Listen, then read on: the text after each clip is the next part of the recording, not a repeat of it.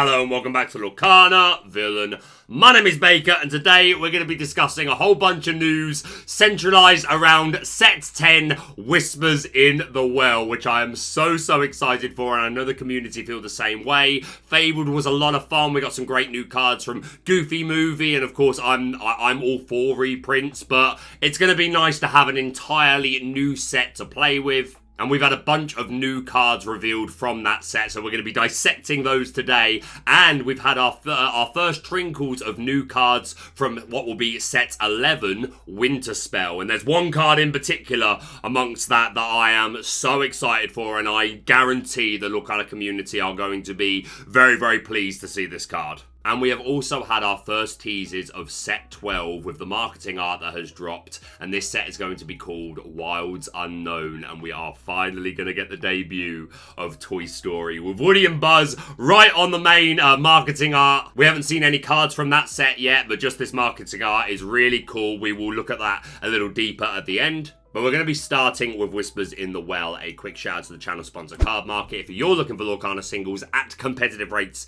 then check out Cardmarket. But let's get straight into it, man. So we saw this marketing art a while back. I think it was actually during set 8 when we were seeing our first new cards from Fabled. And then they teased set 10 Whispers in the Well, and we saw this art. And I'll say now what I said then. I am consistently so excited for the future of Lorcana. Every set, they give us a little peek into the future, and it always looks so cool and so fascinating. And from the moment we saw this art, there's a lot to dissect here. Of course, in the background, we got some gargoyles, and they have been confirmed to be in the game. We'll be looking at a gargoyle in today's episode. And with the name of the set being Whispers in the Well, and Ravensburger had already confirmed that we would get the Black Cauldron in Lorcana this year, it didn't take long for us to put 2 and 2 together and say, yeah, we can be pretty sure we're going to expect some Black Cauldron cards in this set, and that is indeed true, and we're going to be looking at some today. There's also this beautiful Ariel and Mickey. Now, I've been speculating for a while, okay, is this going to be a reprint of Detective Mickey, the exact same text, but new art to show this beautiful version? Or are we just going to get a completely new Detective Mickey? Now, at the moment, the case is not solved. We have not had the reveal of a Detective Mickey. But that's a mystery that I'm sure will be solved in good time. But we do get to see this Ariel along with a bunch of other new cards. So let's get straight into it. Now, we're going to start off with Simba, King in the Making. Incredible art. So just a short word on Whispers in general from what we have been told.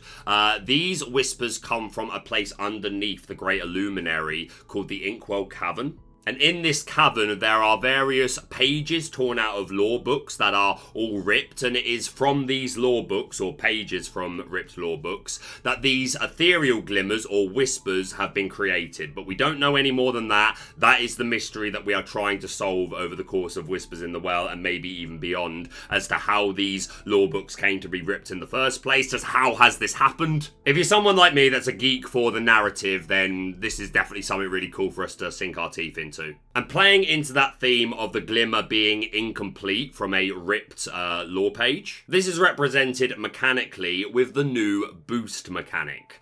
So the boost mechanic is on a lot of the cards that quite a few of the cards that we're going to look at today on Whispers. And Simba in particular is boost 3. Once during your turn, you may pay 3 ink to put the top card of your deck face down under this character. All of the Whispers that we've seen so far have had this boost mechanic. They all have different costs though. They're not all boost 3. And then they have an ability that is usable once there's a card under that card, or as a result of the card going underneath that card, which is the case for Simba. Let's look at the whole thing. 7 cost inkable, 5/5 quest for 3, boost 3, and Timely Alliance. Whenever you put a card under this character, you may reveal the top card of your deck. If it's a character card, you may play that character for free, and the enter play exerted. Otherwise, put it on the bottom of your deck. Oh my, ain't that a familiar ability? Mufasa fans rejoice. I know Humble will be pleased to see this card. But yeah, these Whispers, they have an ability that triggers either as soon as a card is put under it, like in this card's case, or there are others that are just while this card has a card under it, then it has this ability. So some of the abilities trigger when you put a card under the Whisper, and some of them are static and are activated abilities under specific conditions. So I think that's really, really cool. It is definitely going to influence how we approach a curve. Maybe not for this card in particular, as he is a bit expensive, but in general, the concept, the mechanic, I think it's going to be really interesting. And then again, a shout out to the art and this very unique frame, which is again representing that this glimmer came from a torn lore book and is not complete. But we as Illumineers will hopefully be boosting them to help them reach their full potential. But yeah, love the theming, beautiful cards.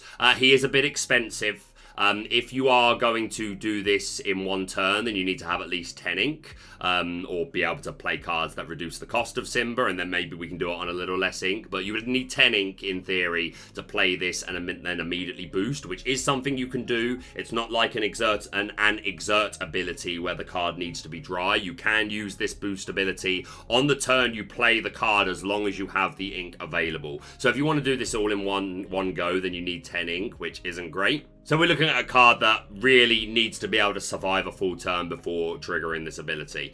That being said, we don't have a lot of removal in format at the moment as it is. 5/5 is actually kind of bad because like I'd say one of our better pieces of removal, even though it's not seeing a lot of play at the moment, but it might under the right conditions, is World's Greatest Criminal Mind, which banishes a character of 5 strength or more, and there are a couple of minis who have that same ability built into them of banishing characters of 5 strength or more. So this is actually kind of bad. If this ever became good enough, then there are ready answers available. So I do unfortunately think it's a little bit slow. I think the joy of Mufasa was he was a 5 cost and we were playing him on turn 4 quite regularly with either Gaston or Doc. Obviously this card is better statted, but overall I think I would rather just have the Mufasa. But in Infinity, I think this is a pretty sure add to that deck, right? Especially if you're cheating in this Simba with a Mufasa and then you're never having to pay the 7 ink. You then, as soon as you start your turn, you can boost 3 and start triggering that same ability again. So I think in Infinity for Mufasa decks, this is a fantastic addition.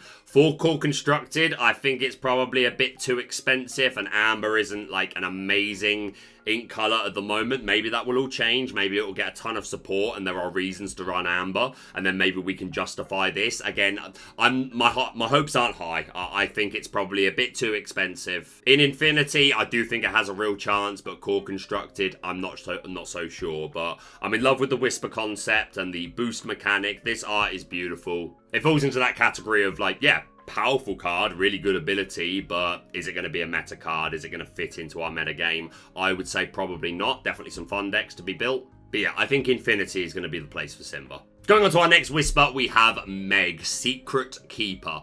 3 cost Ingable, 3/4, quest for 1, boost 1, and I'll be fine. While there's a card under this character, she gets +1 lore and gains. Whenever this character is challenged, each opponent chooses and discards a card. So this isn't triggered in any way. Just as soon as you put a card under Meg, then this is like a static ability, which is just happening. Something else to mention that I should have mentioned sooner is another cool concept to Whispers and the idea of putting cards under them is that then if that character ends up being put into your inkwell via one of your cards or your opponent's, then it's like a Floodborn character. Both those cards will go into the inkwell. If it was, obviously the card goes under it face down. And if it then goes straight to the inkwell, you never look at that card. Whereas if it's discarded, then the card that was underneath your Whisper does flip face up, so you do get to see the card. But yeah, just as a concept, putting a card under this and then ramping, so you're ramping more, is very, very cool. Plus, if the character is returned to your hand in any way, then the card underneath it will also return to your hand, and then obviously you do get to flip it and see what it is. So that's another really interesting concept to the boost mechanic and a way that it could we could potentially get like a real ceiling out of it. But yeah, just looking at this in a vacuum, I actually think this is pretty interesting. Boost 1, only having to pay 1 ink is obviously much preferable. Getting an extra lore and being a card that they then, when they challenge it, they have to discard is pretty cool. That being said, we have a card that's already kind of like this, which is Anastasia, who's a 3 cost inkable, 3/1 quest for 2, and doesn't get extra lore, but has the ability of whenever she's challenged, each opponent discards a card. Would you just prefer that?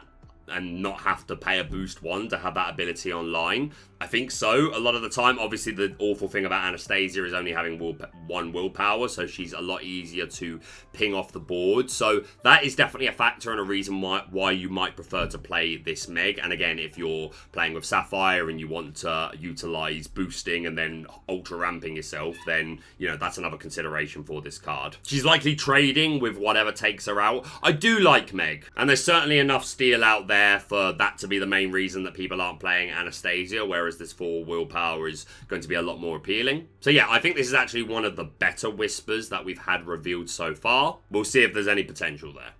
Our next Whisper is Jasmine, Soothing Princess. She's a 4-cost inkable 2/5, quest for 2, boost 2, and uplifting aura. Whenever this character quests, if there's a card under her, remove up to 3 damage from each of your characters. This type of ability has never been great, with the only exception being a very small window after we got Grandpappy, where people were practicing with that, where obviously that ability to remove damage and gain lore was kind of cool. It didn't really work, but some people had some fun with it. So if we ever get something like that again in the future, where there is a real benefit to removing damage, if we're gaining lore, if we're drawing cards, if we're doing broken things, then maybe we look at a card like this. I instinctively feel like we probably have better, even like post-rotation. This is pretty slow to achieve that effect. You then have to pay a total of 6 for this card and ability, which for me ain't really it. If we can get some more cards that specifically synergize with Whispers, then obviously all these Whispers grow in potential value. As it is, love the art, and again, a shout out to, I really do love this framing. I think it's absolutely stunning. And the cost icon up here, just like beautiful. But mechanically, for me, this one ain't it. One that I do think could be it is Robin Hood Ephemeral Archer. 4-cost inkable, 2/4, quest for 2, boost 1, let's go, and expert shot. Whenever this character quests, if there's a card under him, deal 1 damage to up to 2 chosen characters. Art shout out, absolutely stunning. This one has the most one of the most potentials in my opinion. We're only boosting 1, and this ability, while slow, in a brawless format, it's quite reasonable to expect that you will at least get this off. We're questing for 2. We are inkable and dealing 1 damage to up to 2 characters. They don't already have to be damaged. That's pretty good. The meta needs to look right for it to be relevant. In a fun Emerald Steel Damage Matters deck, then I think this is absolutely a part of it. Post-rotation, it might still be a bit slow. I don't see it fitting into what our meta looks like at the moment, but again, hopefully that's going to change a lot with the introduction of Whispers in the Well. But for a Damage Matters deck, the fact that this is inkable, built into questing, and 2 characters, it is a piece of a puzzle that we don't have all the pieces of yet, but it's a really interesting card and goated art. Our next Whisper is Zeus Missing His Spark. 3-cost inkable, 2/3, quest for 2, boost 2, and I need more Thunderbolts! While there's a card under this character, he gets +2 strength and +2 willpower. So you play this on 3, and then if on 4 you boost him and then hopefully play a 1-drop, you have a 4/5 quest for 2 character, which is fine. It's another one that I unfortunately think is probably a bit too slow. But again, maybe you play this on turn 5 and immediately boost him as a 4/5 quest for 2 character. Even then, is that amazing for a character that costs 3? So isn't going to be like singing any 5-cost songs. I don't know. I think it like feels a little bit... It's better than Jasmine, but I think it's similar to Jasmine in that it's not going to be one of our more interesting or more powerful Whispers. I'd love to be wrong. Maybe there's synergy with the characterizations. Maybe we get a Floodborn Zeus that makes this a lot more playable. Super good art. Not seeing the meta relevance yet.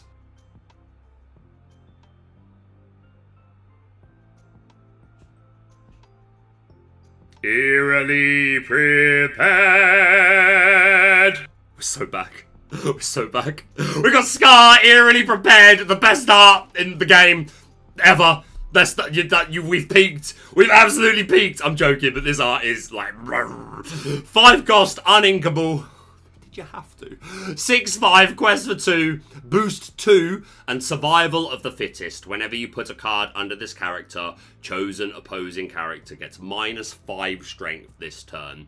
A callback to the first chapter, we had a Sapphire Scar who had a similar ability. I can't remember if it was on play or on quest. I think it was on play to give -5 strength to an opposing character. So obviously this is meant to be that Scar, but we're now getting the Whisper version of him. Man, he's so cool. Man, he is so cool. A packet of Dragon Shield sleeves and a blank World Championship casters card to the first person to give me an excuse to sing this on stream. Yeah, he's uninkable. The -5 strength can be relevant for challenges, or if you're paired with Emerald and you're trying to put things into the range of like Under the Sea. Even then, the fact that he's uninkable super hurts this card. Like, I'm genuinely very upset that this is uninkable, because I think even inkable, like, this would have been fine. Like, who knows what's coming in the future? Like, maybe there are certain cards where you don't understand why they're uninkable, and then as time goes on and we get more cards, and it's like, okay, if we had those things together, then maybe this would be a bit too much. But man, I feel like you could have made this inkable and it still would have been, like, you know, fine, or maybe at best, I don't know, I just want an excuse to play this card, but I don't think this is it, unfortunately.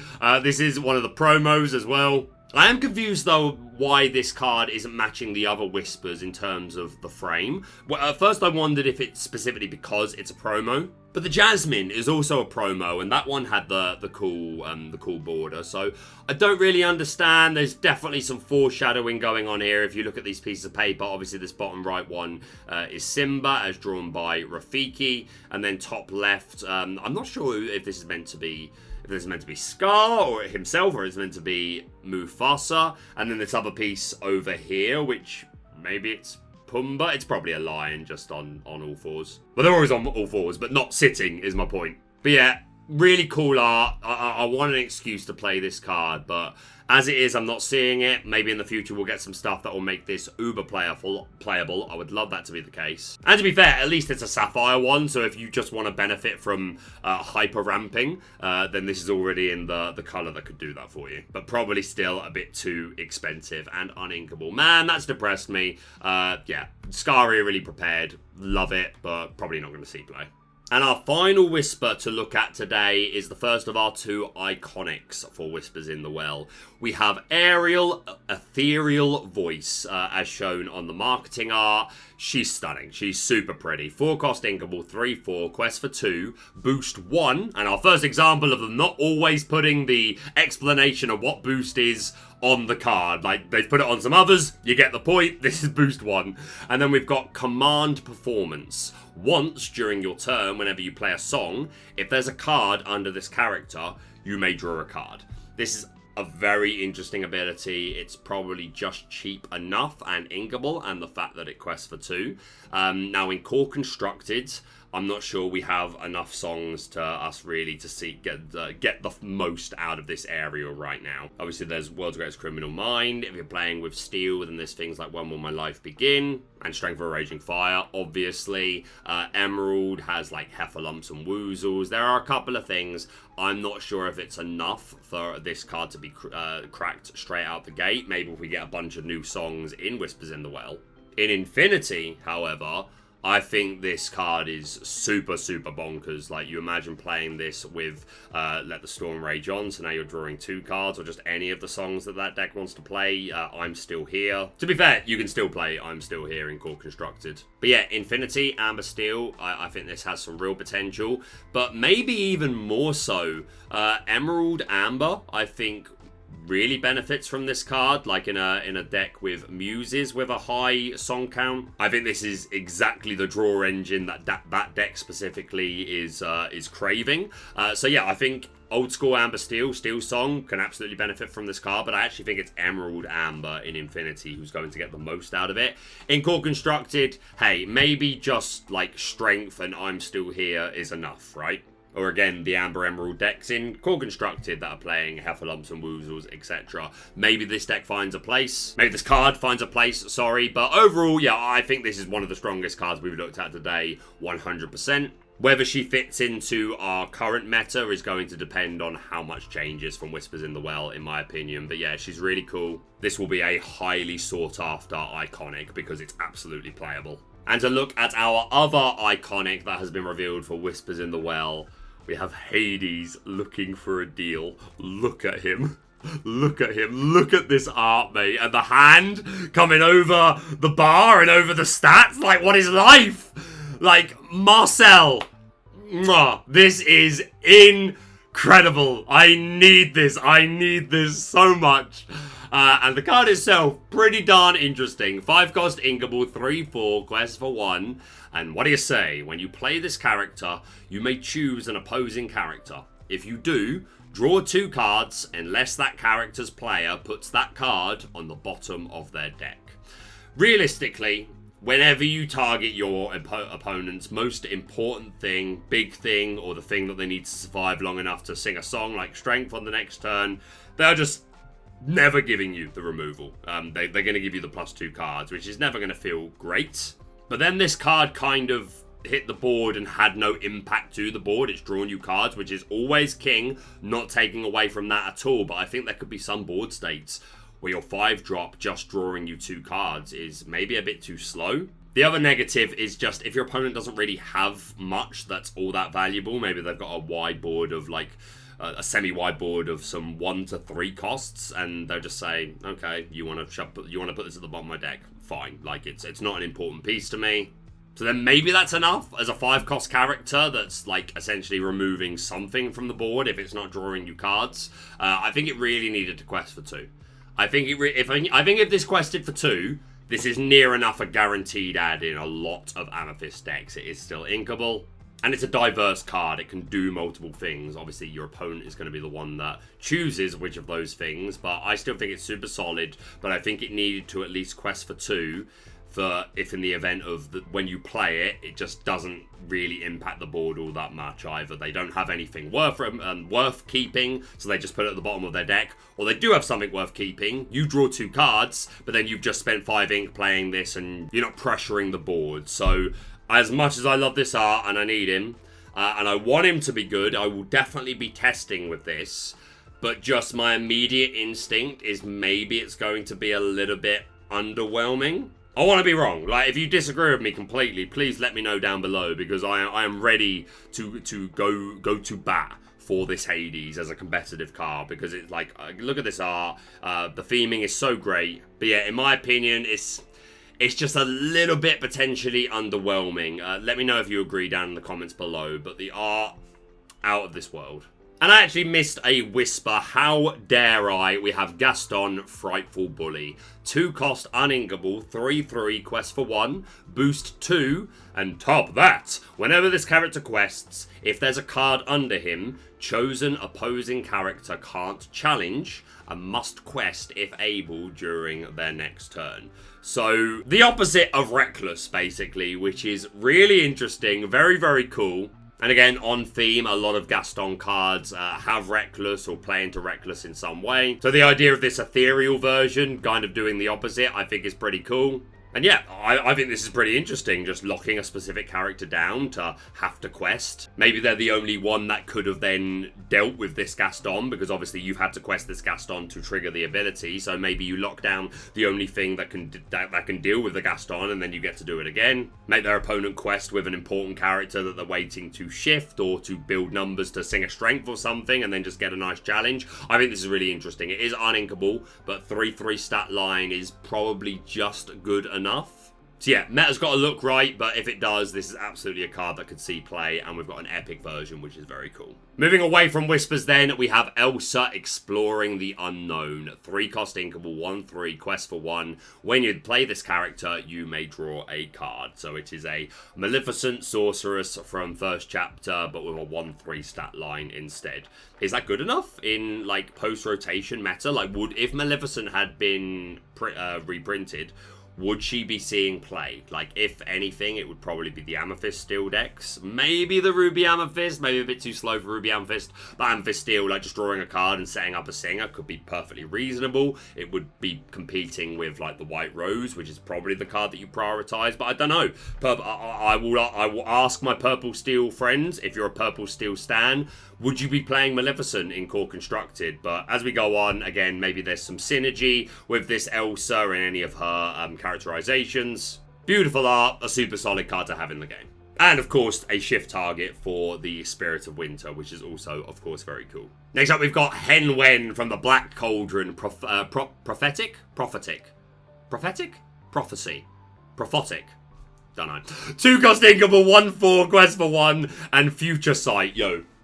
There's a Gardevoir around here. Whenever this character quests, look at the top card of your deck, put it on either the top or the bottom of your deck. So maybe this sees play in a prediction deck. I think I would just rather, like again, we've had a couple of Amethyst cards. I think it's Merlin Squirrel, who we don't have anymore, who on play looks at the top card of your deck. Again, we don't have that card anymore, so it's kind of irrelevant. But that card didn't see play, and that was an on-play effect. This you have to quest. So I'm not big on this card. If we get a Floodborn Hen Wen, then this is fine as an ability to have on your shift target. And we've got Hen Wen's Visions, 1 cost Inkable action. Look at the top 4 cards of your deck, put 1 on the top of your deck and the rest on the bottom in any order. So again, if you're playing a prediction deck, then this is fine. I would rather be playing something like Merlin's Cottage. But there's going to come a point where that rotates out, and maybe this is the best we have for a prediction deck, and maybe we get more cards that make prediction decks even better. Of course, at the moment, like one of our best cards is the Bruno, who was reprinted in Fabled, where you can guess the top card of your deck and gain 3 lore. So, like, maybe if that becomes more playable, or we just get other good prediction cards, then this is a perfectly reasonable card to synergize with them. Next up, we've got the Horned King, Heartless Devil. Let's go. 1 cost Inkable, 2/2 quest for 1. Untried courage is no match. Oh wait, this is this the narrator or the uncle? It's definitely not a deep voice like that. Nonetheless, untried courage is no match for his evil. He's a 1 cost Inkable, 2/2, perfectly reasonable shift target, amazing art.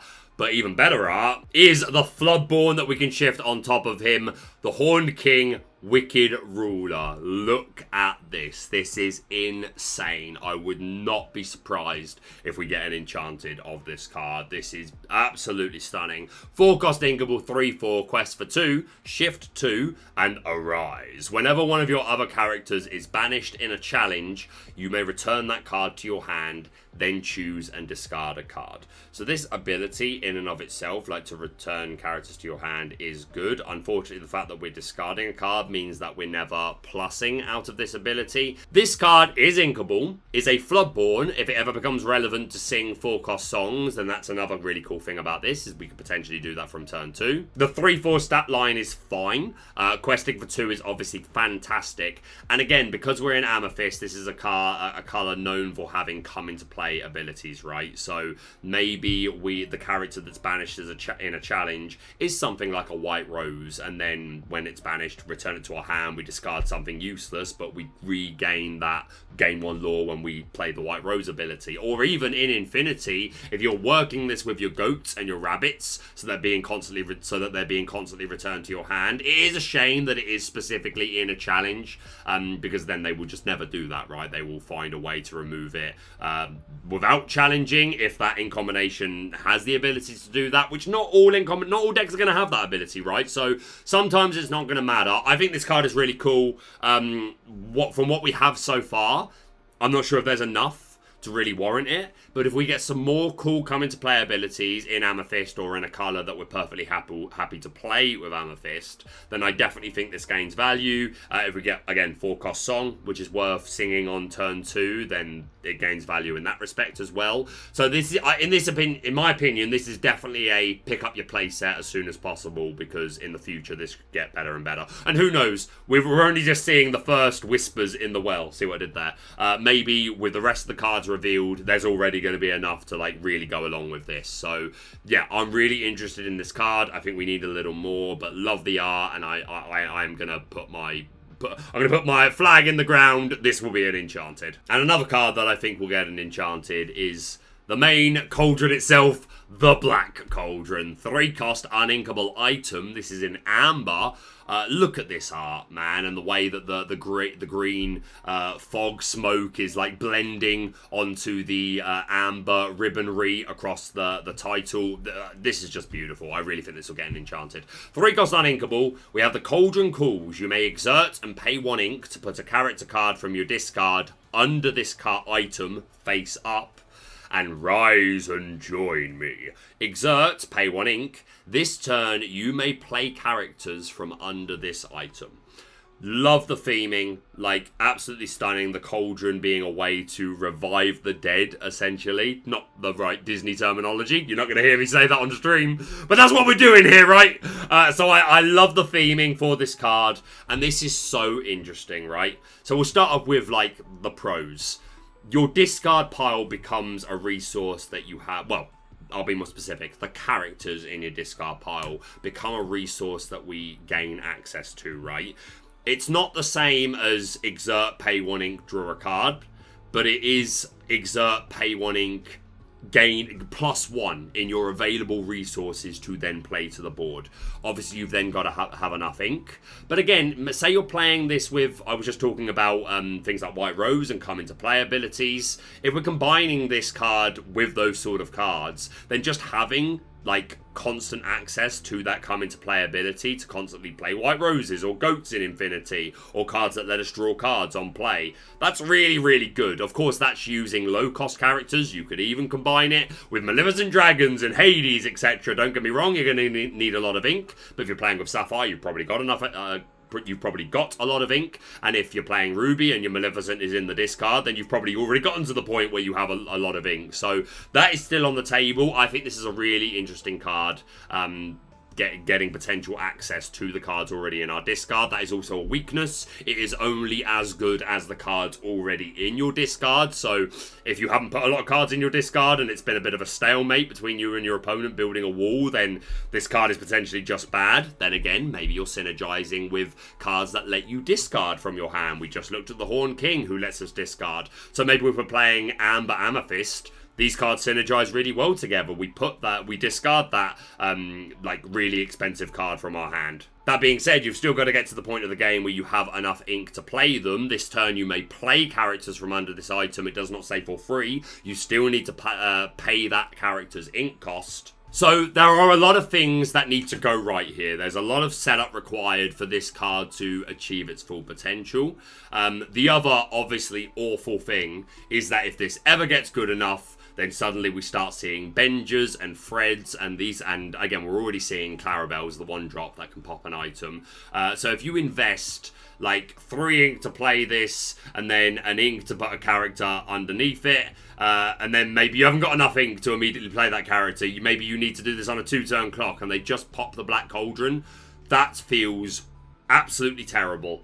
I think we need some more. I think we need to synergize this card with other cards that maybe let us play items for free or play items from the discard, which we do have. There's a Prince John that does that, and things like Merlin's Carpet Bag. Again, Infinity is going to give this card more synergy, as will be the case with every card that we look at. As it stands, I don't know. I think we need a way to cheat this in. I think we need some cards that specifically say, like, if this card is sent to the discard and you control a item named the Black Cauldron, you may put this character under that card straight away. I think we need some ways of cheating this to get the most out of it, but I love the theming, and it's a really cool concept that I know a lot of people are really going to want to try and break open as much as they can. As it currently stands, I don't think this sees play at all. I think we need a lot more to be able to like get the most out of this, but love the card. Next up, we finally have a brand new location, the Great Illuminary Abandoned Laboratory, don't know. 2-cost inkable, 1 to move there, 3 willpower, 1 passive lore, and startling discovery. Characters gain exert to draw a card while here. This is not bad. The 3 willpower super sucks, man. You definitely need to play this on a turn where you've already got 2 or 3 characters already lined up with their ink dry, because they do need to have their ink dry to be able to use, to pay this cost of exerting.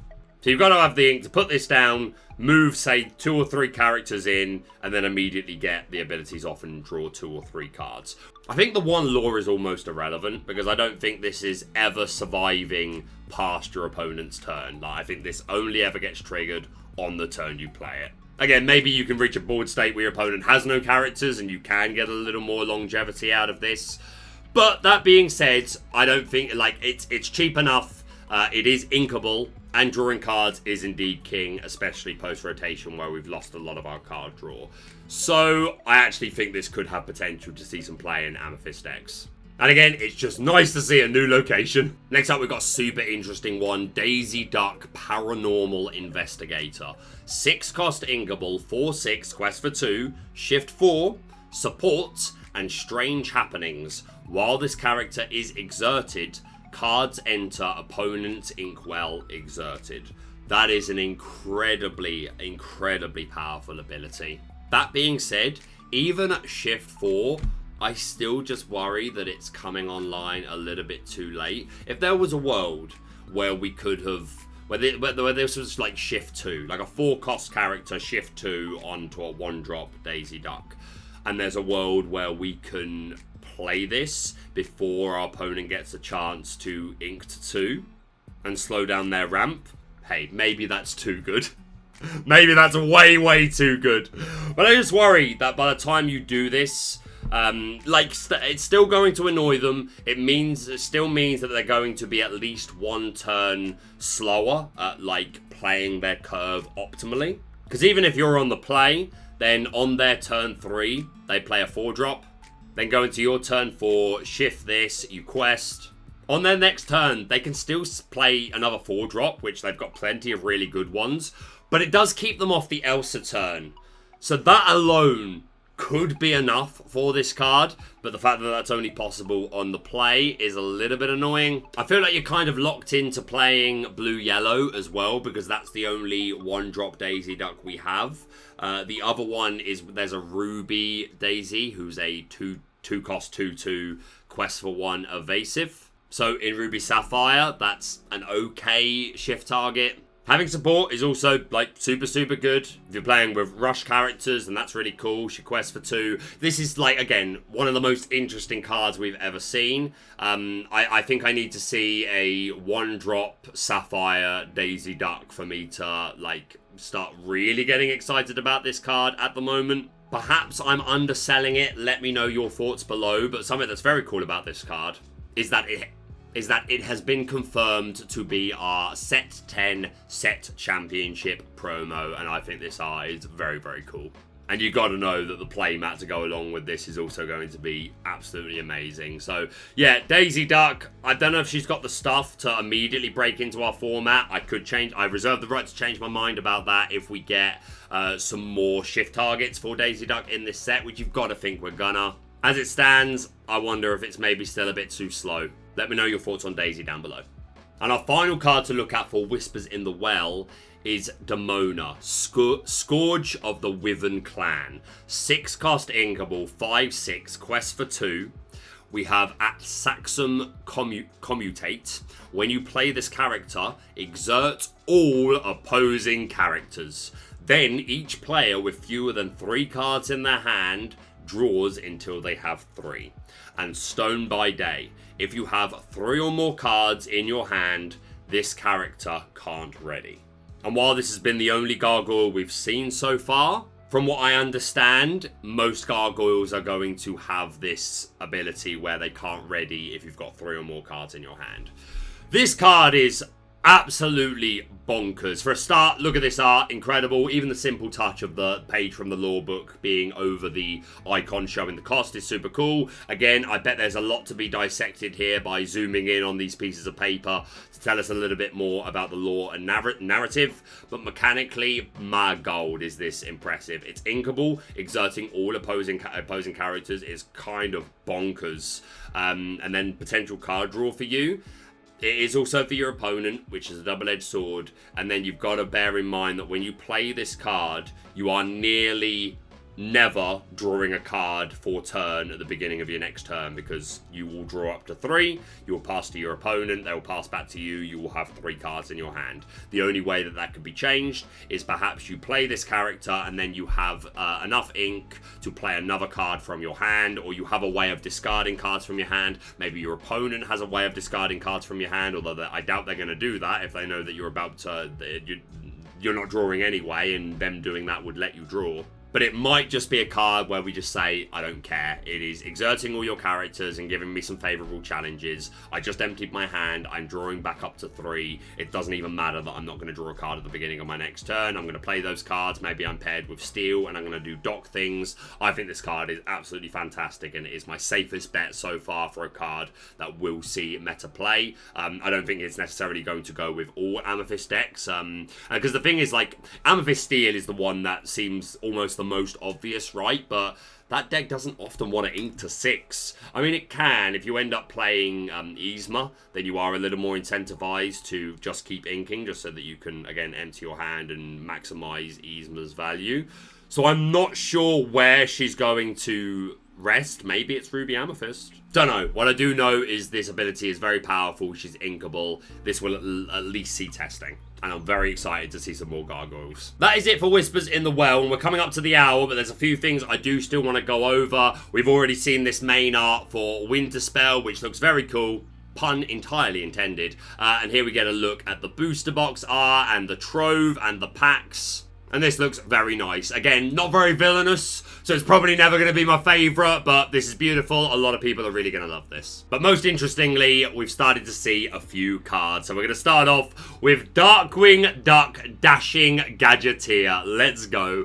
4-cost uninkable 3/5 quest for 1. Whenever this character quests, you may put an item card from your discard on the bottom of your deck. If you do, you may play an item with cost 5 or less from your discard for free. When we were looking at the Black Cauldron, I was talking about item synergy, and there's already some cards post and pre-rotation that have item synergy, playing them for free, playing them from the discard, etc. So this is a card that may slot into those sort of decks. I only say may because being uninkable really does suck. I think you could have made this inkable. But yeah, the ability is cool. It's a little slow. You need to already have an item card in your discard, and then another one of 5 cost or less that you would like to play for free. I mean, we always want to play cards for free, but my point is it requires a little bit of setup. But in a deck built around this, then it's going to have cards to like discard from your hand and plenty of ways to get this online. So Darkwing Duck looking very cool. Next up, we've got Launchpad, Trusty Sidekick. 2-cost uninkable, 2/3 quest for 1. Exert, draw a card. Then choose and discard a card unless you have a character named Darkwing Duck in play. That's very interesting. Like, if we assume that any deck that this card goes into is going to have a Darkwing Duck in play most of the time, whether it's probably a 3-drop, you probably play the Darkwing Duck on 3, don't give your opponent a chance to remove it, and then this essentially just reads exert to draw a card. Is that good enough? Being the fact that it's uninkable, and the fact that it's not even built into questing. Don't get me wrong, sometimes being an exert ability can be better. If you have ways of re-readying it, then you can do this multiple times in a turn. I love it thematically. I don't think it's good enough. Next up, Stitch, Carefree Snowboarder, 5-cost inkable, 4/5 quest for 2. Whenever this character quests, if you have 2 or more other characters in play, you may draw a card. Stitch very much enjoys having 2 or more other characters in play to then do a thing.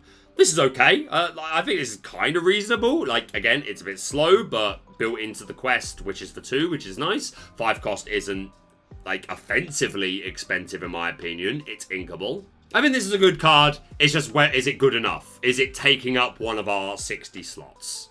And the answer to that is absolutely maybe. He's interesting. But a card that is much more interesting, we have Angel, Siren Singer. 2-cost inkable, 2/2, quest for 1, Singer 3, an underdog. If this is your first turn and you're not the first player, you may pay 1 ink less to play this character. Reasons to be on the draw. All hail, all praise it be. the Lorcana elders, the Lorcana dev team. I don't care. Just thank them. This is such a good sign. We've been crying for cards that care about being on the draw and help to kind of maybe balance that play-draw disparity. This is absolutely a card that can contribute towards that. Like, again, we know how good Cinderella Ballroom Sensation was. So that's essentially what this is, except it's a 2-2 and, like, again, you want this going second. This absolutely opens up. You play this on your turn 1. They go on to their turn 2. Play a guy. You, on your turn 2, pay 2 1-cost characters. Sing Strength for a Raging Fire. Get rid of their shift target. Maybe you don't even need to play 2 characters. Maybe you can just play 1 and 2 damage total from the strength is enough. This is fantastic. I'm so happy to see this more. Give me more.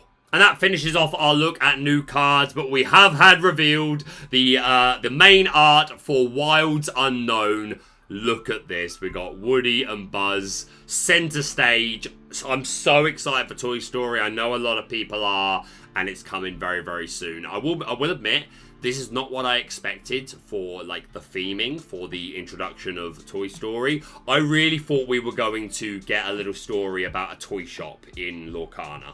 Somewhere out in the world of Lorcana. Like, we start off in the Great Illuminary and maybe it takes us on a journey past the Inklands, maybe even past Arcasia's Island, to, like, this little toy shop. And maybe that was going to be the location where these Toy Story characters were going to be debuted into the game, and we could have had like different characters exploring the toy shop and picking up the various toys. Doesn't have to be from Toy Story, it could just be like teddy bears and balls and stuff. And like the vibes I assumed we were going to get is similar to like Shimmering Skies, where it's like a celebration, just very colourful. And again, this looks like it will be very colourful being in the wilds. But yeah, that's kind of the idea that I had with that way that I would debut Toy Story, but this is super interesting. We do have a bit of text to go with it. Brave glimmers must traverse together through treacherous terrains to get back home. Make sure your batteries are fully charged for this incredible adventure. So yeah, it's toys out in the wilderness looking to get back